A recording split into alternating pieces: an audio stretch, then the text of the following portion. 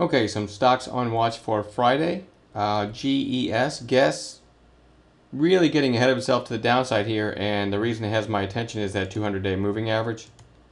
So right in this area, and you can also see that the $30 area, had support. And remember, it's just an area; it's not an exact number. You had support here. You extend that across, right? It's right in that same area. So if GES gets down to that area, I'll be looking for an intraday bounce, only with a proper setup. Some other what I call bounce plays on watch. This is a lower volume one, normally a lower volume, lower flow stock, but had a huge move percentage-wise on Wednesday from 9 to 1050, and then a lower volume pullback. So this one, if it can base in a narrow range or pull back for a little bit and then light up the new highs ticker sometime later, generally this should have more to fall, but it might give a follow-through day. The third day sometimes can give a trade. So it doesn't cost us anything to have it on a chart. FDO, I've had this on Bounce Watch for a while, haven't had a trade in it in a couple days, but FDO, you had resistance back here, stretch that across.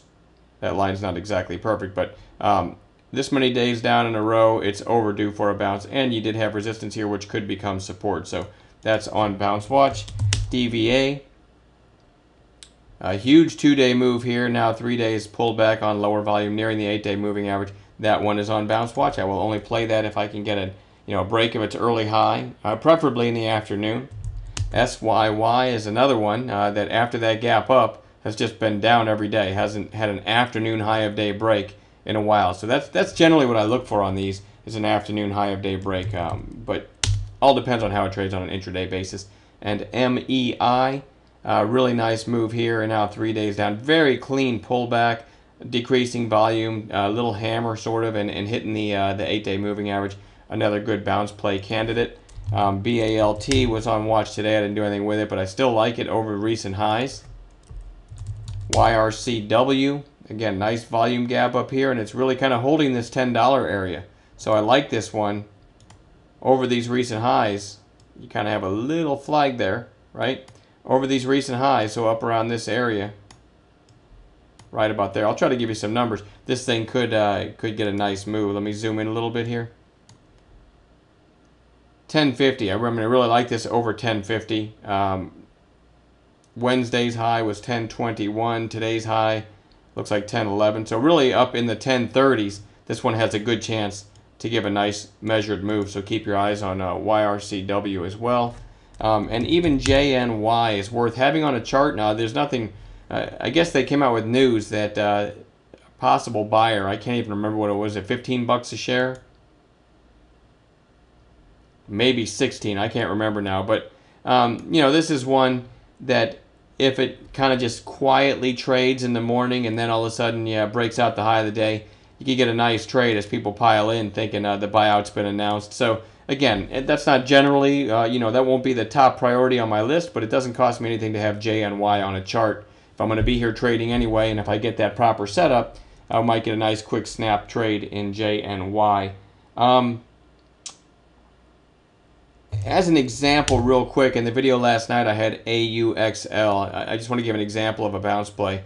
AUXL had this huge move and then a 3-day pullback, so that was on Bounce Watch, and you can see that it did bounce today.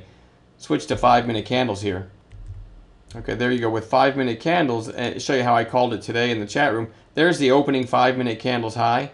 Then you had a lower high and a lower high still, and kind of this little flag here. I just called it long right over this. I think it was 2022 with a 2010 stop. So 12 cents risk. And then right there is where it triggered. And then we did actually finally get through the high of the day. Not a huge trade, but it went from 2022 to 2049. We were never underwater in it. So that's an example of something I might look for if I have something on Bounce Watch. But, it all matters what happens on the intraday chart and what the SPY is doing as well. So it's impossible to give you an entry and a stop a day ahead of time. One other, and then I'm out of here. KNDI, I also have on watch. It had this nice gap up and then right back down to support. And it was finding some buying today. These are 10-minute candles. So this is kind of a bounce play too. If this can break its early high sometime on Friday, we could get a nice move, maybe a retest or maybe break out above this these recent highs. So That's my list for now, and we'll add some as we find morning gappers and high volume plays as the day unfolds as well. So I'll quit babbling and we'll see you guys tomorrow.